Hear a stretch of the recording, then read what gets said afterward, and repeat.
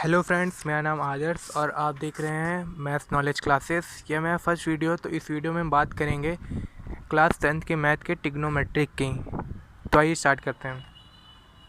अंग्रेजी शब्द ट्रिग्नोमेट्रिक की उत्पत्ति ग्रीक शब्दों ट्राइगॉन और मेट्रॉन से हुई है।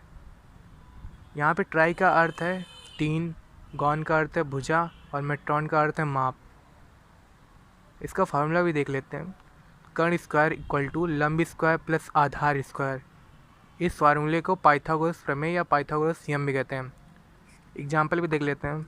तो इस फिगर में ए बी हमें ज्ञात करना है। ए बी मतलब एच दिया गया है, तो हमें एच ज्ञात करना है। इसकी वैल्यू अभी तक दी नहीं है, तो हमें ज्ञात करनी है। और यहाँ बी सी की जो लेंथ है वो 3 मीटर है और ए सी की लेंथ 5 मीटर है। और यहाँ पे एंगल बी है। अगर ये एंगल ए होता तो इसके सामने वाली जो भुजा होती है वो कर्ण होती है।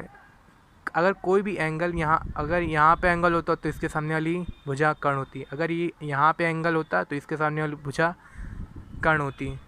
तो यहाँ पे एंगल बी है तो इसके सामने वाली भुजा कर्ण ये है।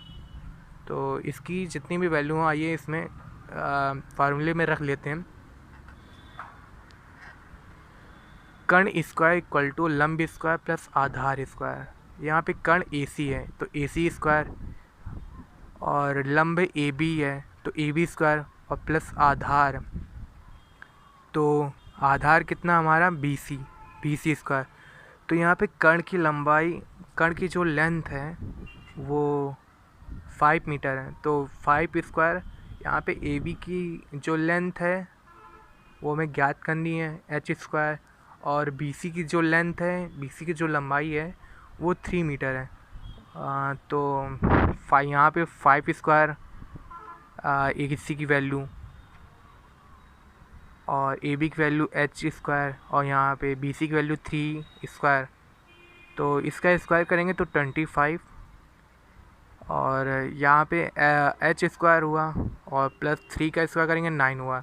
तो H square equal to 25 minus 9। तो ये जो 9 है इस साइड आ गया।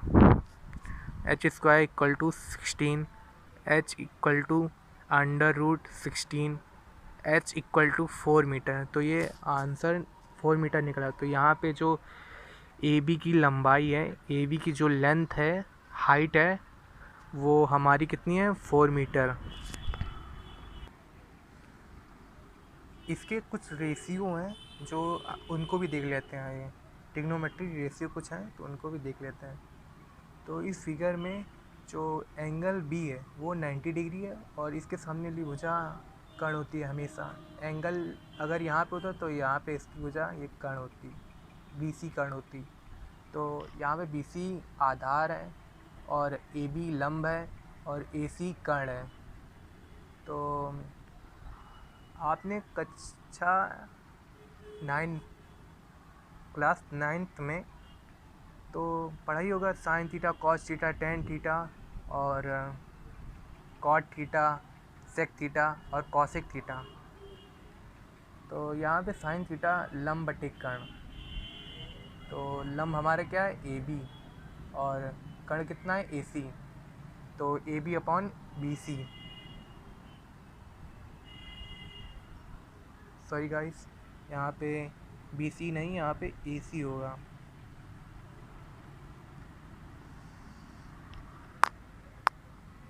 और यहाँ पे जो कॉस थीटा है, कॉस थीटा इक्वल टू कितना होता है आधार अपॉन कर्ण। तो यहाँ पे आधार बी सी है और कर्ण कितना है ए सी। और यहाँ पे टेन थीटा, टेन थीटा क्या होगा लंब बटे आधार। तो लंब कितना है ए बी है। तो यहाँ पे ए बी लिखेंगे, लंब ए बी और आधार कितना है बी सी है। और इसी तरह फिर हम साइन थीटा का हो गया। तो अब सी का अपोजिट कॉसिक थीटा निकालेंगे।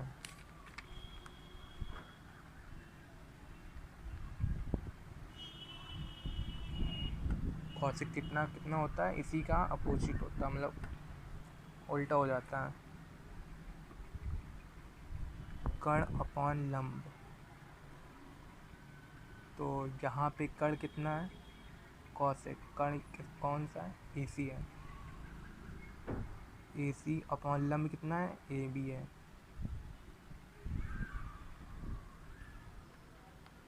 सेक थीटा,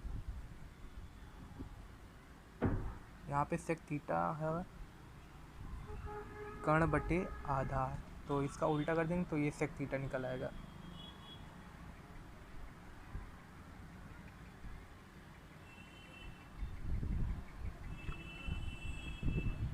तो हमारा कण कितना है, AC है, और आधार क्या है, BC है। और इसी तरह tan थीटा का क्या होगा, cot थीटा। cot थीटा क्या होता है, इसका जस्ट अपोजिट, तो आधार बटे लंब।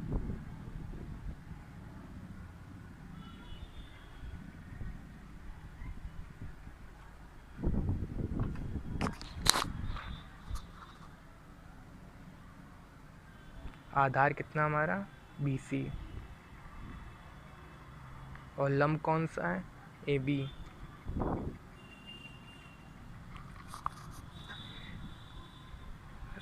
तो कुछ नाइन्थ के फार्मूले हैं, उनको भी देख लेते हैं।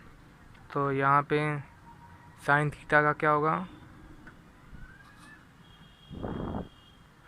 1 कॉसेक थीटा, और कॉस थीटा क्या होगा, 1 सेक थीटा। tan थीटा का क्या होगा,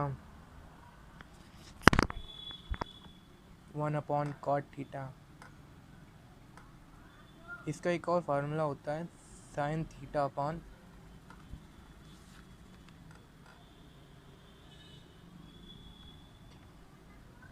cos theta.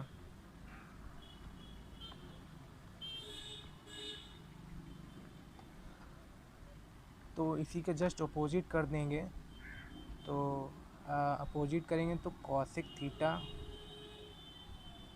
Equal to 1 sine theta, cos theta का sec theta upon 1 cos theta, और यहाँ पे कॉट थीटा अपॉन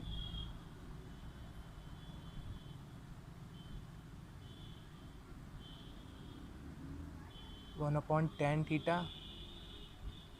तो यहाँ पे अगर tan थीटा की वैल्यू ये रख, मतलब वैल्यू क्या, यहाँ पे tan थीटा का अगर यहाँ साइन थीटा यहाँ पे रखेंगे, और इसी के जस्ट जो अपॉन में होगा वो कॉस थीटा होगा, तो कॉस थीटा क्या होगा, ये ऊपर चला जाएगा।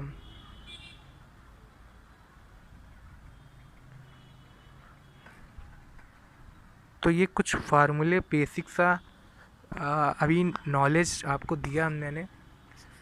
अगर वीडियो आपको अच्छी लगी हो तो लाइक कीजिए, कमेंट कीजिए।